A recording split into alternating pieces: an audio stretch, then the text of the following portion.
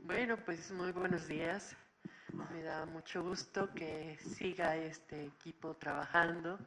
Yo sé que es muy difícil que se integre uno por horarios, por tiempos, actividades, final de año, final de semestre, pero qué bueno que todavía hay sobrevivientes. Y hay sobrevivientes presentes físicamente y yo creo que hay sobrevivientes virtuales bastantes, que esa es la clave.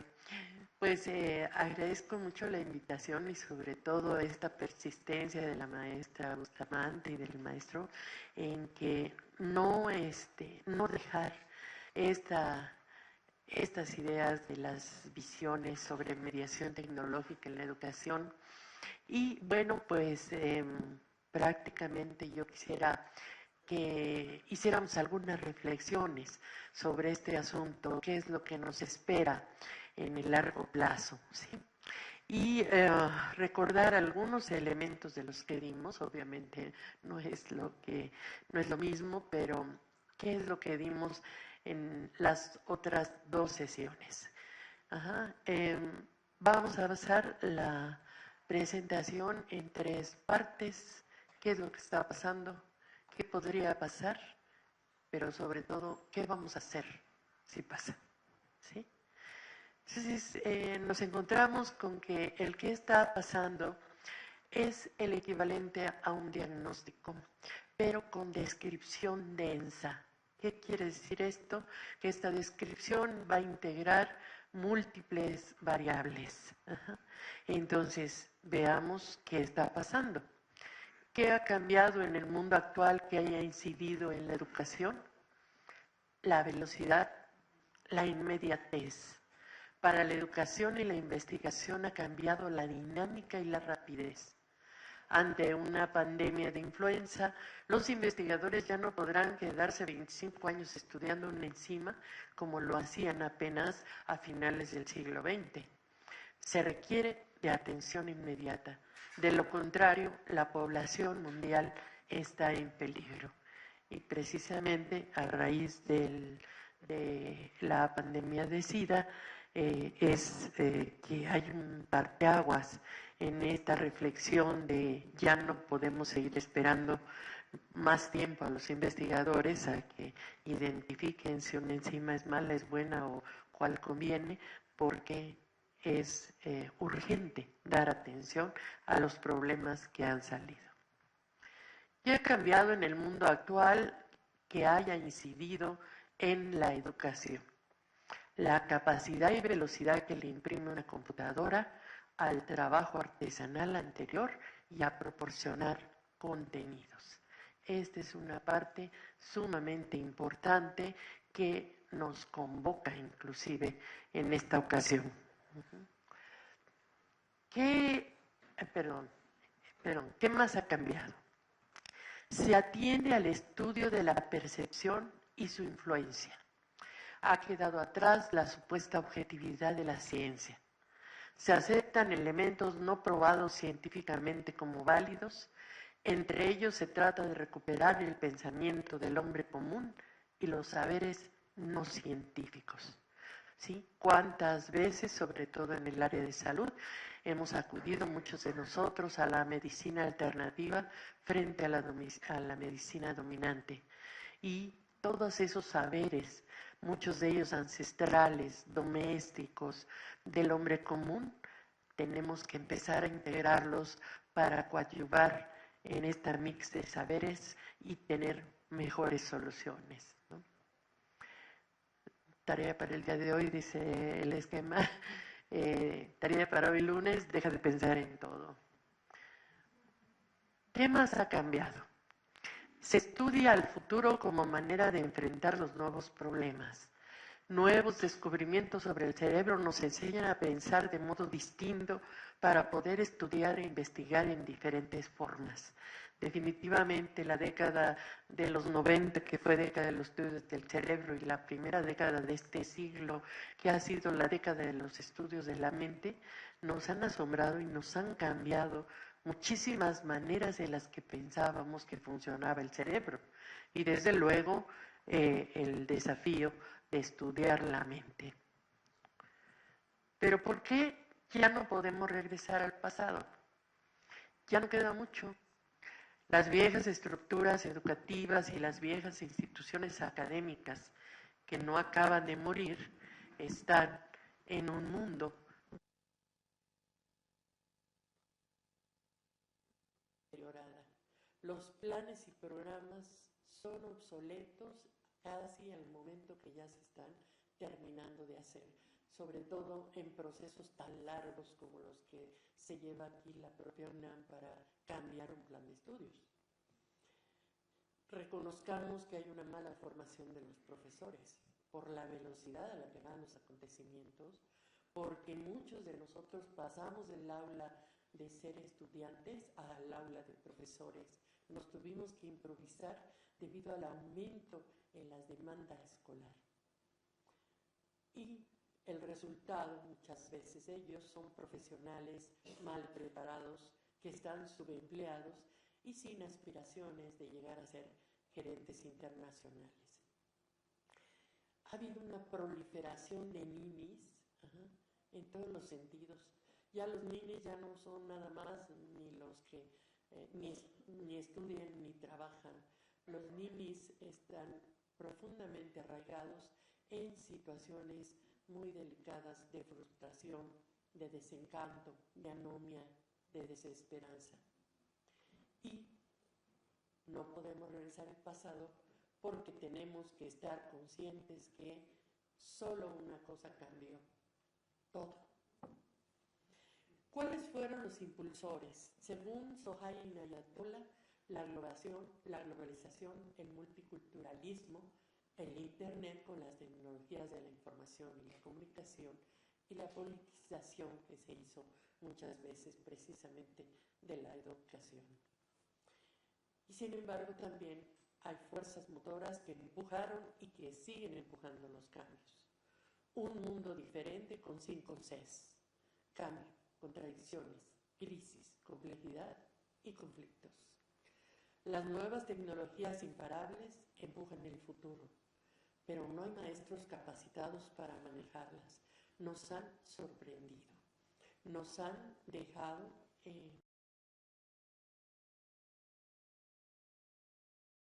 aprendizaje, tanto porque nuestra curva del cerebro ya no está en el nivel de habilidades y destrezas, como porque hay demasiadas tecnologías y casi los alumnos se vuelven asesores de nosotros en vez de que nosotros nos volvamos sus mentores. Y la gente abusa de ellas, no las usa, ¿sí? Al grado tal que, bueno, ha habido en todo este principio del manejo de las tecnologías graves preocupaciones por parte de nosotros como profesores, no les digo los compañeros del CCH, que dicen, bueno, este corte y pega es verdaderamente un abuso. Les dejamos investigación y resulta que hacen cortes y pegas y luego se la pasan entre los equipos, nada más les cambian las fuentes, les cambian el tamaño y les dan otra dinámica y ya presentaron su trabajo, ¿no?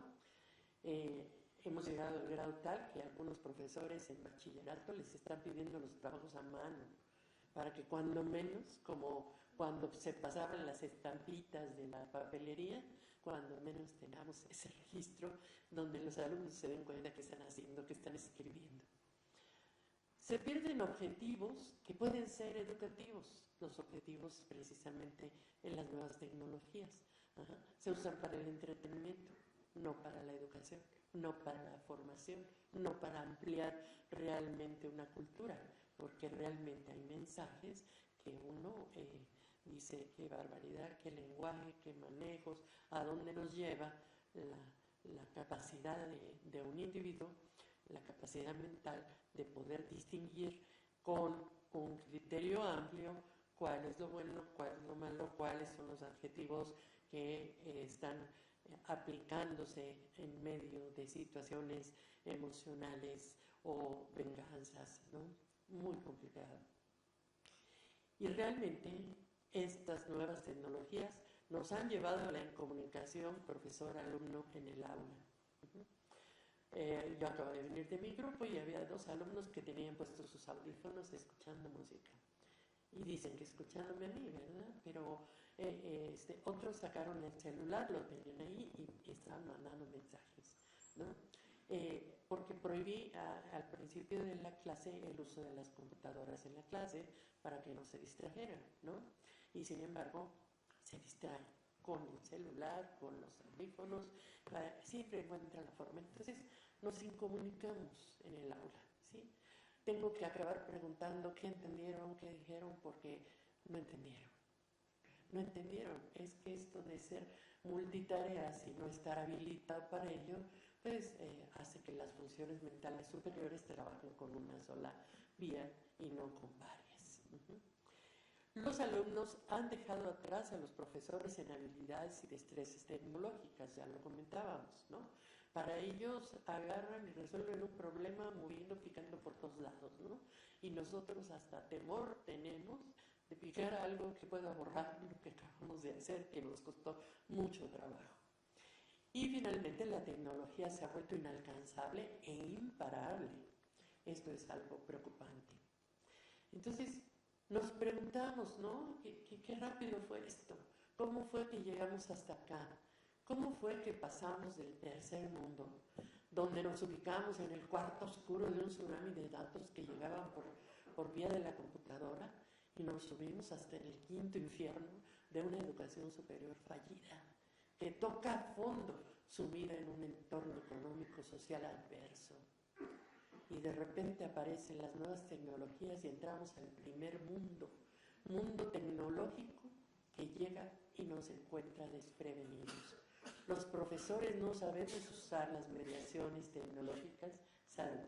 Y la incursión en ellas es débil, temerosa, sorpresiva. Su velocidad de transformación es mucho más rápida que nuestra propia reacción. En la diapositiva están viendo en la parte superior un autobús escolar en Nueva Delhi y en la parte inferior un autobús escolar en Japón. Vean las diferencias. Hay urgencias inminentes que ya son tendencias. ¿Cuáles estas? Tener que integrar redes virtuales de científicos, profesionistas locales, nacionales, regionales e internacionales.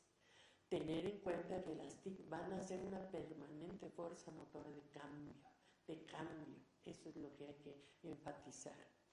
Que hay una integración necesaria y coherente de todos los niveles de la educación formal. Ya no podemos cada quien caminar por nuestro propio nivel. ¿Por qué? Porque tenemos ya en la universidad a veces tenemos que volver a enseñar a leer o volver a enseñar matemáticas básicas, ¿no? Pero ahora sí bien, dice algún autor por ahí. Entonces llegan y tienen unas faltas de ortografía impresionantes y uno se ve en la tesitura de ¿qué hago? ¿Les califico la ortografía o los mando a un curso o hago como que no veo las faltas y solo los contenidos? Entonces cualquier decisión es tremenda. Hay que crear urgentemente las nuevas carreras que se necesitan para un mundo de complejidad y fenómenos emergentes. Es urgente vincular la universidad, el gobierno y sociedad como gestión para tareas comunes, equidad, medio ambiente, crecimiento económico. Es el colmo que la realidad vaya más rápido que lo que va la enseñanza y docencia en la universidad. La educación continua ya está presente desde el vientre materno hasta la vejez, ¿sí? El long life learning que le llaman. Hay que cambiar los modelos educativos hacia una educación de calidad para todos, flexible, capaz de adoptar y adaptar los conocimientos que vayan surgiendo. Hay que hacer mayor difusión de la inteligencia y de la sabiduría colectivas. La heurística y la holística cambian los parámetros tradicionales de la educación. Una conjunción de saberes, doméstico, común, mítico, mágico, religioso, sobre la postura frente al mundo y de las disciplinas. Hay que crear universidades medias interconectadas e integradas. Axel Dietrichson ya está en eso. Se generan nuevas rutas de conocimiento a partir de las necesidades y demandas de la población. Bien, entonces, ¿qué podría pasar? Aquí tenemos que hacer escenarios múltiples. Pensemos en la formación de una generación más. Calculemos unos 25 años, como hay por ahí un cálculo por generación, hacia adelante. ¿Qué tenemos que hacer? Preguntas claves. Estamos en el 2040. ¿Cuál será el contexto de la educación en el 2040? ¿Quiénes serán los actores del proceso educativo? ¿Qué instituciones educativas habrá en el 2040 y cuáles serán sus consecuencias? ¿Qué se enseñará y se aprenderá y cómo será esto en el 2040? ¿Qué recursos educativos, tanto materiales didácticos como otros, se emplearán en el proceso educativo? ¿Qué papel jugarán las tecnologías de la información y la comunicación en la educación en el año 2040? ¿Qué modelos educativos existirán en el 2040? ¿El aprendizaje se centrará en el alumno individualizado o se generarán redes y comunidades de aprendizaje colaborativo? ¿Qué saberes o profesiones serán necesarios en la sociedad del 2040? ¿Qué tipo de escuelas habrá? O mejor, ¿habrá escuelas? ¿Todavía habrá maestros en el 2040? ¿Qué espacios y ambientes educativos existirán en el 2040? ¿Se deben rediseñar los sistemas educativos que existen en la actualidad hacia el 2040? ¿Debemos aprender a desaprender? ¿Qué aprendizajes serán significativos para individuos, empresas y sociedades en el 2040? ¿A qué estamos dispuestos? ¿A volver a empezar? Tenemos que reaprender, desaprender de manera diferente a como nos lo enseñaron, con la mentalidad de este nuevo ciclo. Hay que romper paradigmas, cambiar la forma de pensar, la actitud, la manera de preguntar, de investigar, de mirar, de salirnos de la caja.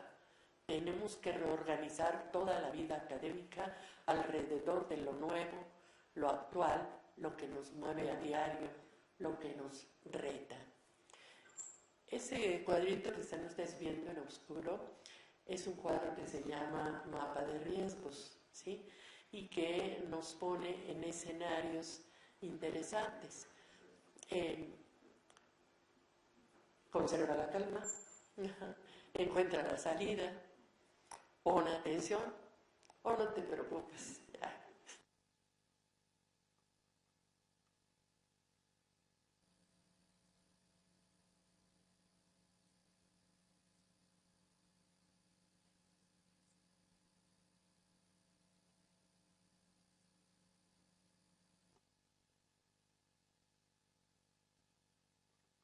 Destacado que en los próximos años surgirán, y en algunos casos ya están surgiendo, cuando menos 130 nuevas carreras diferentes a las tradicionales. Tendrá que destacar en forma preponderante el papel del profesor, quien debe involucrarse emotivamente con el grupo y con sus alumnos, lo cual puede hacer si le gusta lo que hace. Es el llamado eros pedagógico. Actualmente, el profesor ya no es ni facilitador, ni orientador, ni educador en el sentido amplio de la palabra. Como que ya no debemos hacer más diagnósticos que se queden en avisar que chocaremos con un iceberg. Eso ya lo sabemos. Puede incluso que ya no haya un fondo que tocar. Lo que pasa es que hay que enfrentarlo y evitar la colisión. Para eso sirve la prospectiva, para hacernos comprender que en la acción podemos enfrentar los cambios. En la acción. Entonces, ¿qué vamos a hacer si pasa? Si lo entendemos con claridad, estamos a tiempo para dar muchas respuestas, ¿sí? Estrategias y acciones como respuestas, veamos. Reestructuración de todo el sistema educativo, considerando las convergencias tecnológicas y la vinculación de la academia con el aparato productivo y con la sociedad. Se dice rápido, pero no está contenido en la reforma educativa. Que las propuestas educativas provengan en primer lugar de quienes nos dedicamos a la educación, que no provengan solo del gobierno o de una élite gobernante en las universidades. Fomentar la aceptación y la tolerancia, aceptar las diversas formas de pensar y sobre todo evitar la simulación de profesores, alumnos, padres de familia y autoridades. Algún día en un examen, un profesor estaba examinando a nivel de posgrado y de repente hizo una pregunta muy simple y se volteó, yo estaba el presidente del jurado y me dice, por lo que me pagan, yo hasta aquí dejo.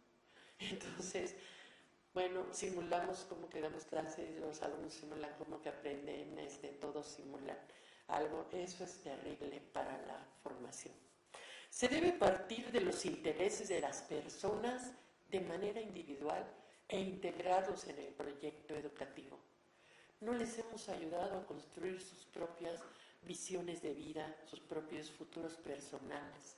Si no les hemos enseñado eso, ¿cómo queremos que construyan los de la sociedad? Los fines de la educación deben ser, en primer lugar, conservar la vida, fomentar la multiculturalidad y la pluralidad, todo con un enfoque de sostenibilidad y sustentabilidad. Fomentar en los educandos multihabilidades, multitask, funcionales, volver más flexible la educación, pero que realmente puedan atender a varias tareas de manera simultánea, no que ahora atienden todo a medias y todo se les queda tendencialmente nada más. Es muy importante inculcar en los alumnos la capacidad de comunicación, de liderazgo y de visión de largo plazo. Fomentar la comunicación en todos los niveles, alumno-maestro, alumno-alumno, maestro-maestro. Se ha perdido mucho esa relación y más con la aparición de los ayudantes, ¿no? Los alumnos le tienen más confianza a los ayudantes que al profesor y entonces se acercan con los ayudantes y no con el maestro. Y a veces el ayudante se vuelve cómplice de ellos y no nos dice qué está pasando. Entonces como que así no está funcionando el asunto. Una idea central en la perspectiva educativa es abrir el conocimiento, tratar de romper inercias, fomentar el trabajo en equipo, ser creativos e innovadores y tener una visión de futuro. Cuidado con la innovación, ¿sí? Se está poniendo de moda, pero tiene una tendencia específica más ideológica y de mercado que lo que la palabra, cuando nosotros queremos aplicarla, puede tener. Nuestros pueblos son inventores e innovadores a través de la invención. Si no, véanlo en cualquier acto cuando hay una necesidad, cómo se resuelve, ¿no? En esto son un gran ejemplo los talacheros. Les pueden echar a andar un carro con un hilito y con un alambrito para que ustedes lleguen perfectamente 10 o más kilómetros a una agencia que les resuelve el problema. Somos creativos, ¿sí? Vean la cantidad de memes que surgen inmediatamente que hay un asunto, ¿sí? Bueno, por otra parte, pues eso nos da una salud mental que no nos permite volvernos locos y frustrarnos y caer en situaciones patológicas. Pero por otro, no estamos aprovechando esa creatividad, esa capacidad de inventar, que bueno, pues es extraordinaria y maravillosa. El cambio educativo debe propiciar la formación de nuevos educadores, los llamados neoprofesores, involucrados y comprometidos con la formación de personas y con competencias en nuevas tecnologías aplicadas a la educación, como el e-learning y el e-teaching, la web semántica, que sea un orientador y una guía para sus alumnos. Estos neoprofesores se enfrentarán a neoalumnos, los cuales se sienten más atraídos por la realidad virtual y por las tecnologías de la información y la comunicación que por una situación presencial del propio maestro. En este nuevo siglo, ¿cómo le hacemos para educar a un ser humano en forma integral? Hay que replantear las concepciones de conocimiento, aprendizaje y sobre todo inteligencia. Recuperar el concepto de inteligencias múltiples y desarrollarlas en los alumnos, inculcándole valores. Inteligencias múltiples, para aquellos que no vinieron en algunas de las sesiones que platicamos, les recuerdo que además de las mencionadas por Garner, ¿no?, como nosotros las tenemos en el apartado de inteligencias cognitivas, tenemos la inteligencia emocional, la inteligencia espiritual, y le hemos agregado por razones miles de pensamiento oriental y de todas las prácticas que se han hecho en este siglo, la inteligencia corporal. Es algo que funciona integrado todo, lo corporal, lo espiritual, lo emocional, lo cognitivo. ¿Cómo hacerle? Hay que trabajar en eso. Hay que hacer un plan para cambiar el sistema educativo nacional, pero que abarque todos los niveles y subsistemas y tipos de educación, y que haga énfasis en el aspecto integral de la persona, recuperar al ser humano basado en un proyecto de nación de largo plazo. El cambio educativo debe plantearse en atender al niño desde que se encuentra en el seno materno hasta su muerte, considerándolo como un individuo cognoscente y con capacidades de aprendizaje para toda la vida. Fomentar el aprender a aprender y el aprendizaje continuo y permanente, incluyendo en primera instancia a los educadores. La educación debe estar orientada hacia el futuro prospectivo y estratégico, construyendo futuros que integren proyectos individuales. Debe fomentar la cultura hacia el futuro con el objeto de tener certidumbre y poder manejarlo hacia lo deseable.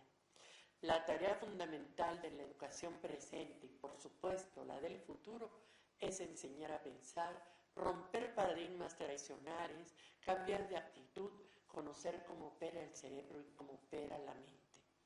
El modelo educativo del futuro debe propiciar la equidad, es decir, ser incluyente, las mismas oportunidades para todos, con independencia de género, situación económica, laboral o personal. Es importante que nosotros como educadores conozcamos nuevas formas de aprender y de enseñar, convertirnos en facilitadores del aprendizaje, ¿sí? Los chicos se meten a la computadora y pueden navegar horas paseando por un montón de temas de manera autodidacta y perdidos en el espacio. Entonces nosotros vamos a tener que manejar ese papel de facilitadores del aprendizaje. El asunto es por esta rama, pero no te vayas por esta otra porque va a ser inútil. Si tú te interesas en tal tema, es esto de acá, ¿no? Entonces, vamos a hacer guías que orienten el desarrollo de los alumnos, respetando su esencia humana y sus características individuales, entre ellas sus propios intereses en el aprendizaje. Ningún proyecto educativo podrá estar completo si se descuida el conocimiento del entorno, la acción de la globalización y la influencia de los organismos internacionales y de las experiencias de diferentes países. Ya no estamos en el conocimiento que se llamaba de fábrica, hemos pasado al conocimiento global, y con ese conocimiento global tenemos que ir construyendo con la información lo que tenemos que hacer con ella diferente. ¿Qué fue lo que perdimos entonces? Estamos obligados a encontrarnos con el tiempo perdido, el futuro. Todos los futuros son posibles, pero podemos construir uno plausible. La plausibilidad es tanto cuantitativa como cualitativa. Las fotografías tienen que integrar la película. ¿Por qué no empezamos? Dejemos la parálisis por análisis y diseñemos estrategias educativas para avanzar con visiones que planteen cambios radicales. formación integral del ser humano, convenios y alianzas con las instituciones para vincularnos con la realidad y obtener recursos financieros adicionales, formar a los profesores de manera continua en la práctica con investigaciones que enfrenten a los estudiantes tanto a formarse con calidad como a enfrentar los problemas que la sociedad demanda con soluciones profesionalizantes. Ok, vamos a dejar morir nuestros sueños, nuestro proyecto de vida como formadores de alumnos. Renunciaremos a ser los docentes conductores de seres humanos hacia su realización personal. Y es que para caminar hacia el futuro debemos entender que solo una cosa cambió: todo. No es un paso al precipicio, un paso adelante no tiene por qué ser un paso al precipicio o al vacío, sino un paso a un devenir mejor. Si lo pensamos, lo siguiente es convertir ese futuro imaginado con visiones diferentes en cada uno de ustedes como profesores a un constructo social compartido que lo vuelva real. Muchas gracias.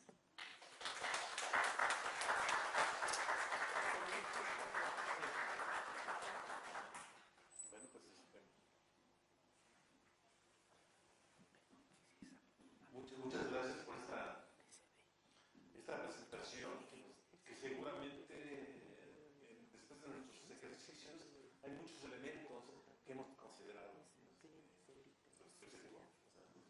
escuchado, y tal vez ahorita podemos hablar, más bien establecer un intercambio con respecto a lo que hemos hecho, como nos está planteando estas estrategias y acciones que hay que tomar, que creo que nosotros consideramos, aprovechemos este espacio de intercambio para de alguna manera también mostrar los resultados que hemos llegado, los escenarios que nos hemos planteado, y a lo mejor también hay elementos que no tomamos en cuenta en lo que se nos ha planteado de manera así como muy amplia de esta visión que nos presenta la doctora. Pues aprovechemos ahora este espacio de intercambio. Adelante. No se amontonen, uno por uno. Por cada visión.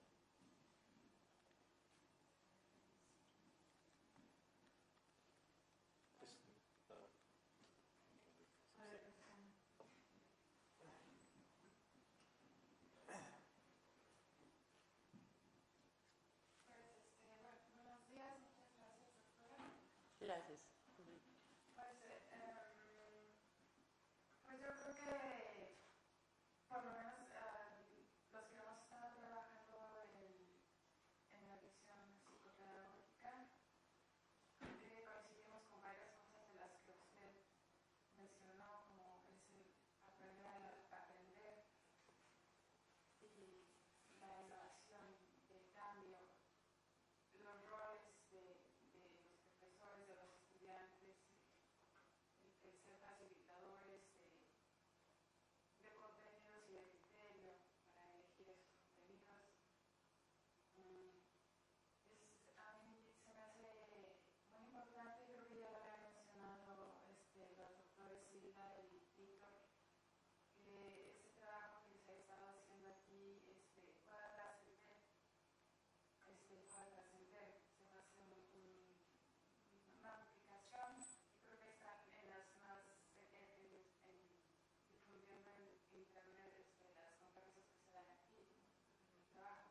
Pero ¿cómo poder llegar y trabajar en conjunto con los estudiantes, con toda la comunidad académica? O sea, como dicen que no se queda aquí el trabajo, ¿no? O sea, poder hacer llevar como a la práctica lo que era como ideal, bueno, a mí me preocupa mucho. El asunto de cómo aterrizar las ideas en la realidad es de lo más crucial y es re fácil, digamos, quedarse en la zona del confort del discurso, ¿no? Pero ahora, ¿cómo lo aterrizas? Esa es la parte clave. ¿Cómo tienes que organizar de alguna manera a la gente para que participe, para que comente, para que se pueda involucrar. Y eso requiere también un trabajo adicional que, bueno, acá están las ideas, aquí está lo que nosotros estamos proponiendo, pero entonces ahora organicémonos para poderlo llevar a la realidad, ver qué es lo que está pasando, ¿sí? De alguna manera, por eso, digamos, hay tres grandes rubros que les propongo, por eso es el diagnóstico, si primero, si ya se hizo ese diagnóstico, si ya se hizo esa descripción densa con todos los involucrados, o todavía hay que trabajar con otros involucrados, ¿sí? Aquí, si no involucramos a las autoridades responsables de las tomas de decisiones, las ideas se van a quedar aquí en el aula y en el auditorio. Tenemos que involucrarlos también para que ellos participen, ¿no? Porque, bueno, podemos tener a lo mejor ideas sensacionales, pero las llevamos al responsable y va a decir, pues, no hay dinero, ¿no? Entonces, no se puede ahorita. O el calendario político no lo permite, porque si no, alborotamos a toda la gallera, ¿no? Entonces, este tipo de respuestas no implican que la gente esté involucrada. La gente debe involucrarse en un proyecto educativo, ya este país está urgido de ello. Desde el 2000 hubo varios estudios que decían que la educación iba en picada, iba a tocar fondo en el 2015, ¿no? Y que si no atendíamos ese problema a tiempo, íbamos a echar a perder muchas generaciones, ¿sí? Porque la educación es lo primero que está en el futuro, lo que realmente está empujando el futuro y está hacia el futuro. Estamos preparando gente para el futuro, no para este momento nada más, ¿sí? Lo que ellos hagan en el aquí y en el ahora va a tener repercusión en el futuro, y es algo que también se debe estar consciente. Igual en las tomas de decisiones, si las autoridades no están conscientes de que en el aquí y en el ahora tienen que construir realmente el futuro, entonces estamos en dos canales diferentes de comunicación que no podemos integrar, ¿no? Y claro, también podemos organizar a los jóvenes de, no sé, según el objetivo que tengamos, diferentes especialidades, escuelas, mover a los profesores que están en las diferentes áreas para obtener, ¿verdad?, el pulso de lo que está pasando con ellos, cómo están aprendiendo realmente. Nosotros en el aula pues tenemos la idea de un solo grupo, pero a veces ese grupo decimos, hoy sí me tocó un grupo, hoy me tocó un grupo decepcionante, hoy no sé qué les pasó. Entonces, está pasando a todos, es generalizado qué es lo que está sucediendo y qué variables están impactando, ¿sí? Recuerdan que en el siglo XX los maestros decían, es que tú como profesor debes dejar tus problemas allá afuera de la escuela, no puedes entrar con los problemas, ¿sí? Pero ahora no solo entro con mis problemas, sino que todos los alumnos entran con sus problemas. Y si no lo tiene uno claro y si no los está uno pulsando, de nada va a servir efectivamente que esté uno manejando el discurso de los contenidos que el programa nos ha indicado. A lo mejor vas a tener que hacer un alto y mandar por un tiempo a volar los contenidos porque tienes problemas internos muy severos, ¿no? ¿Sí?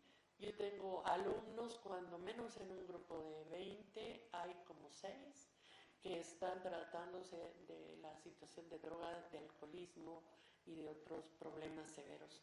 Entonces, bueno, yo estoy hablando con una clase patológica, me puedo dirigir como si fueran alumnos comunes y corrientes, o qué tipo de ejemplos, qué tipo de casos, cómo puedo hablarles, cómo los veo que llegan por los efectos de la medicina, se quedan dormidos en todas las clases, hoy andan así. Uno decía, se desvelaron por estar haciendo los trabajos. No, es por la medicina que les están dando, los tratamientos a los que son sometidos, ¿no? Y muchos de ellos ya no tienen pena en decir, uno me dijo, yo soy bipolar, ¿no?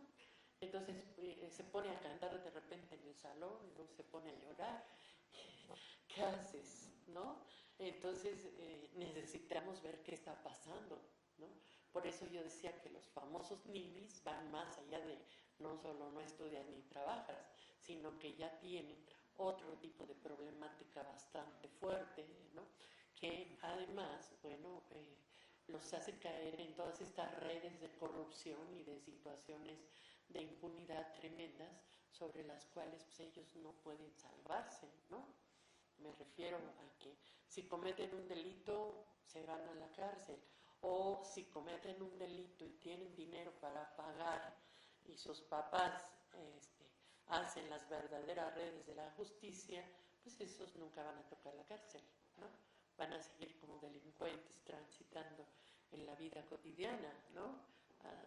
Y con toda la impunidad de que algún día pasan con su carro, botan una carriola, atropellan a un niño de 5 meses, se cae a la coladera, y entonces van descubriendo todas las situaciones que hay de impunidad y de corrupción. ¿Por qué no había coladera? ¿Por qué no por qué se pasó el alto? ¿Por qué?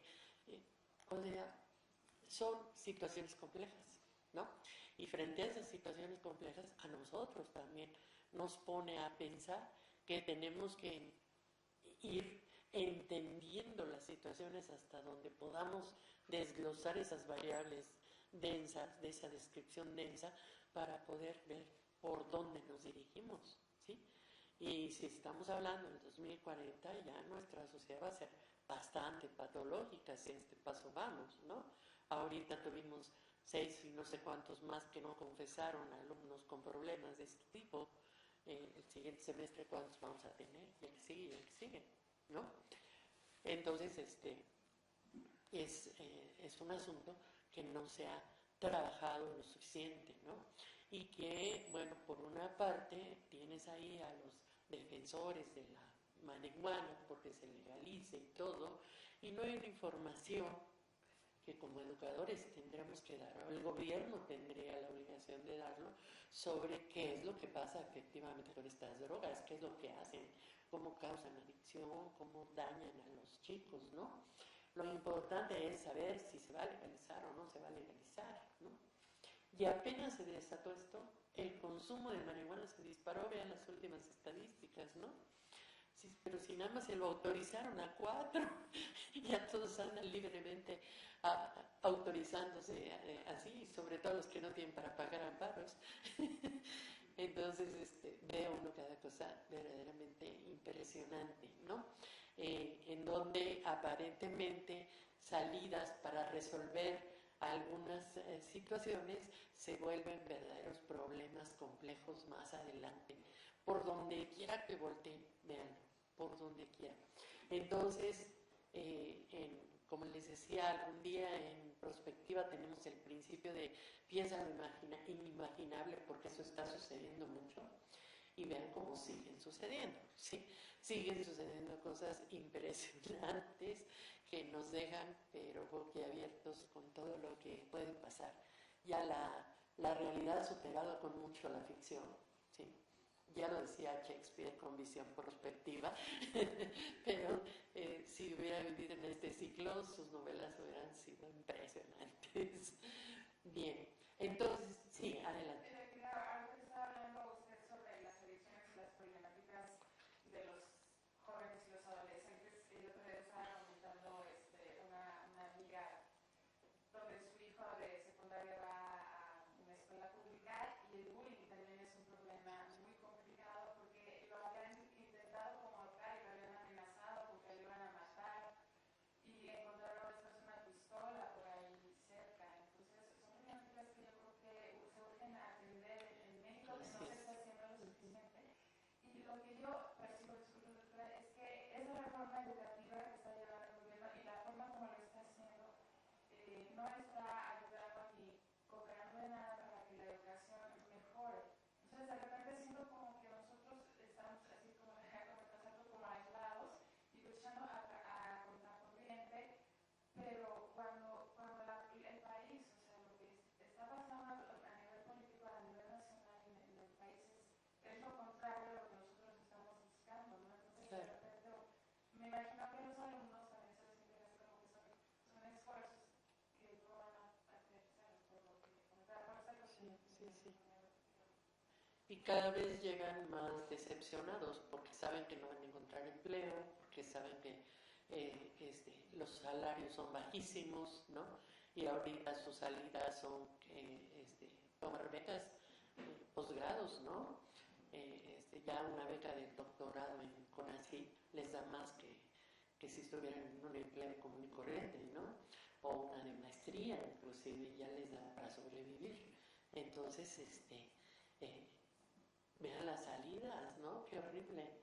Al rato vamos a tener lleno de becarios, ¿no? Y el CONACYT va a decir, no, ya no tengo dinero, lo siento, ya no hay más, ¿no?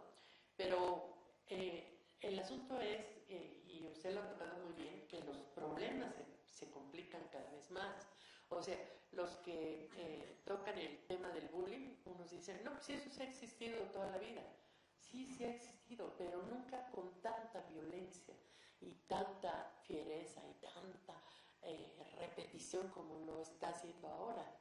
Y esto es que los chicos voltean y ven a la televisión llena de violencia, ven su barrio igual, ¿no? Los hermanos contratados para sicarios o secuestradores o delincuentes. Entonces, obviamente, ¿qué es lo que da esto como resultado? El modelo, ¿no? Donde ellos, por efecto imitador, copycat, empiezan a hacer lo mismo con sus compañeros de escuela, sobre todo con estos chicos más vulnerables, que han sido chicos que han estado al cuidado de su familia y al cuidado de su cajita de cristal en su casa. Y entonces se desquitan contra ellos, ¿no? Y esto lo ves igual con homofobias y con crímenes de odio, ¿no? Ayer decían que somos el segundo país en crímenes de odio. Qué bárbaro, qué récord tenemos en todo, ¿verdad? El primero en obesidad infantil, en maltrato infantil. Sí, y ahora el segundo en crímenes de odio. Por favor, ¿a dónde vamos? ¿Cuál es nuestro papel como educadores? Ups, qué tremendo, ¿no? Entonces, si no hay una integración entre todos e involucrar a los que toman decisiones, no vamos a poder avanzar, ¿no? Entonces, bueno, no hay modelo educativo. Señores, aquí este grupo de profesores acaba de ser un modelo educativo de visiones mediáticas. Discutámoslo con sus grupos también, o discutámoslo con ustedes, ¿no? Pero hagamos algo diferente, porque la reforma educativa no fue una reforma educativa. Hemos visto los pasos claves, ¿no? Uno, correr a el Bester del sindicato. Políticamente ya la libraron. Dos, empezar a tener actitudes verdaderamente represivas con todos los movimientos magisteriales. Tres, la amenaza de la evaluación, ¿no? Entonces otra vez el centralismo, la concentración y la represión vía la evaluación, ¿no? ¿Quién está revisando esas evaluaciones? ¿Cómo se las están aplicando iguales para todos? Igual me van a evaluar a mí que al profesor rural que con trabajo llega a la escuela con su secundaria terminada. No se vale, ¿no? ¿Por qué no nos estamos ocupando mejor en ayudarle a ese maestro, prepararlo para que y mandarle más maestros para que puedan salir, ¿no? Porque descuidan las normales rurales y luego dicen que son nidos de delincuentes y del crimen organizado. No se quejen del crimen organizado, no lo han podido resolver. Están poniendo presidentes municipales y gobernadores involucrados también en eso. Entonces, cada vez estamos viendo más problemas, más complejos y más difíciles de resolver. Y sobre nuestras espaldas de educadores y formadores está cayendo la responsabilidad de dar algunas respuestas. En ese sentido, proyectos como estos son importantes porque dan respuestas, pero tienen que llegar a las autoridades, ¿no? Y tienen que llegar a más involucrados, ¿sí? Tomar en cuenta a alumnos y hasta los administrativos, ¿sí? Que han sido una situación aparte y que también pues han generado vicios y costumbres sobre los cuales pues ya tenemos enfrentamientos profesores, alumnos y ellos, ¿no? No tenemos por qué tener esa situación si estamos trabajando en una misma institución. O sea, para donde voltees, efectivamente hay mucho por resolver, para donde voltees. ¿Qué hacer? Es lo que tienen que tomar ustedes de decisión. Si esto es importante y es o son visiones que son útiles y surgidas de un grupo multidisciplinario, hay que darlas a conocer. Hay nuevas autoridades y tienen que conocerlas, ¿no? Y ahí están las nuevas tecnologías, se pueden dar a conocer vía nuevas tecnologías también, ¿no? Y con una campaña mediática, ¿sí? No es que ustedes quieran imponer un modelo, es que ustedes están dando una respuesta que no hay en ningún lado y que puede servir para trabajar el modelo educativo para este país, que no lo tiene, para este país que no tiene rumbo. Ajá.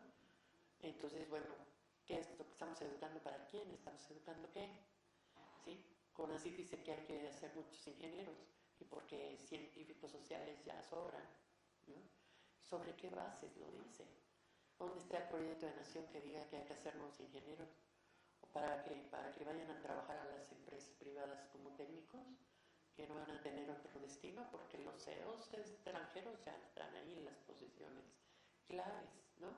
Entonces, ¿qué es lo que tenemos que ir haciendo? Pues abriendo paso, integrarnos, armar futuros compartidos hasta donde podamos ir llegando, ¿sí? Y podamos ir haciendo propuestas que se escuchen, ¿no? Que tendrá que escucharlas, supongo. Esto tiene más, no, que no se quede en internet, llévenselo al secretario general, llévenselo al rector, ¿sí? Porque ya es urgente y la universidad tiene que ser la punta de lanza en eso. Si la universidad nos dice hay que hacer un proyecto educativo integrador, porque yo tengo la responsabilidad de que todos los niveles atrás también estén funcionando adecuadamente, pues entonces ¿hacia dónde vamos? ¿Cómo le vamos a hacer? ¿No?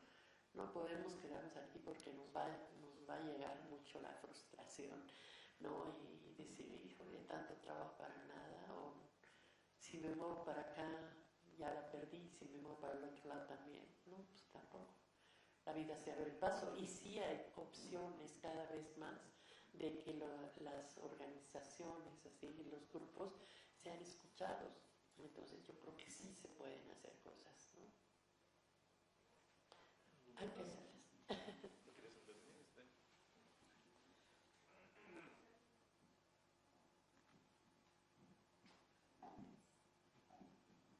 Buenas tardes.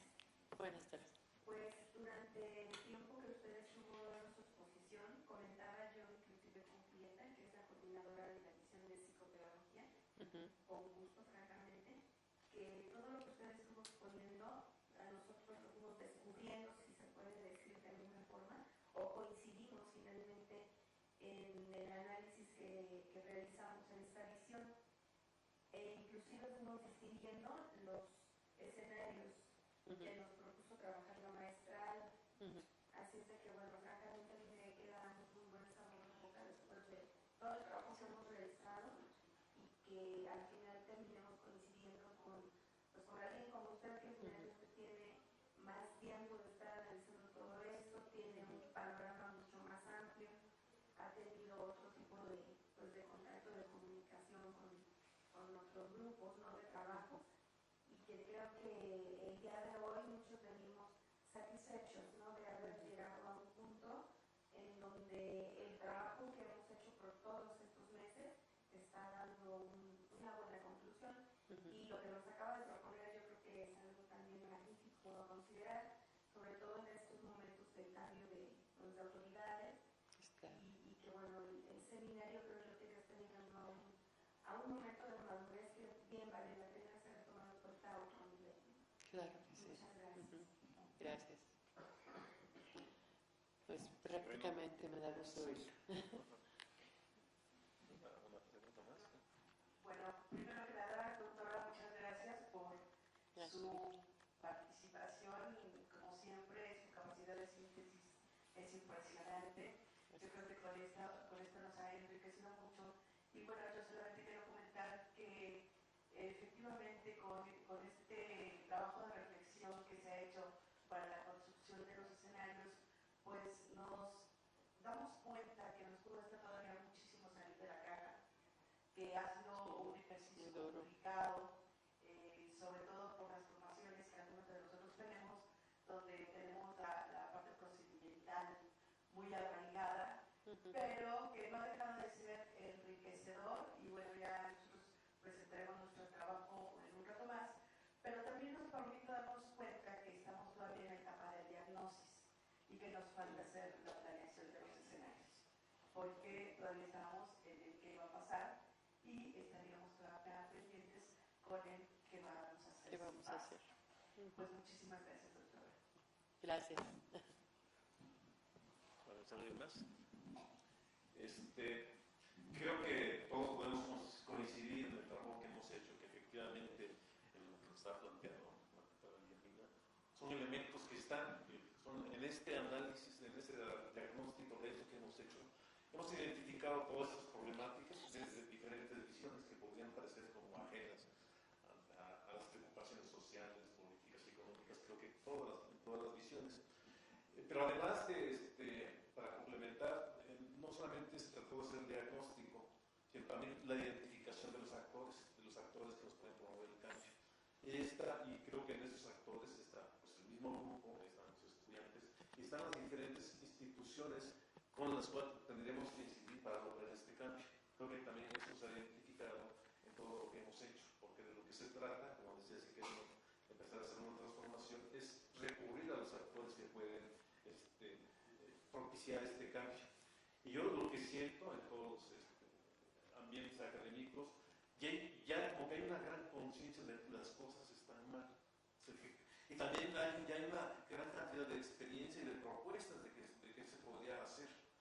Yo creo que ahora, en este taller, hemos identificado los actores y en esas conjunturas estamos en el momento de proponer, no solamente con el seminario, como con los trabajos que se hacen, tanto por ejemplo aquí en las ciencias políticas, a través del grupo que tienen de perspectiva, el ISUE que también tiene una acción de perspectiva, hay diferentes grupos en filosofía, nosotros mismos somos los actores que tenemos que poder incidir a las instituciones, que puede ser desde la UNAM o fuera, el CONACYT, etcétera, para llegar no solamente con un diagnóstico catastrófico de las cosas que están pasando, pero también con propuestas y con una estrategia. Y creo que hemos identificado bastante bien.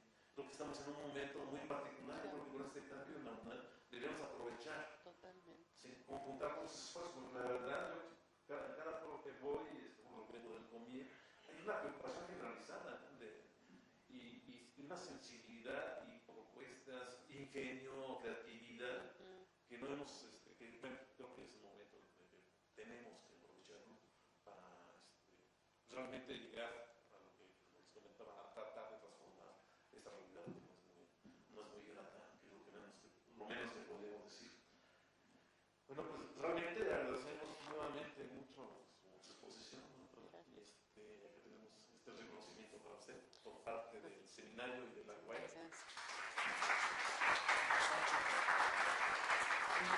Más que hay el reconocimiento institucional, pero tiene el reconocimiento del grupo de académicos comprometidos que estamos trabajando y que lo consideramos como pues, una de las expertas y que nos ayudan a entender mejor esos problemas. Se lo agradecemos. Bueno, ahorita pasamos a un receso.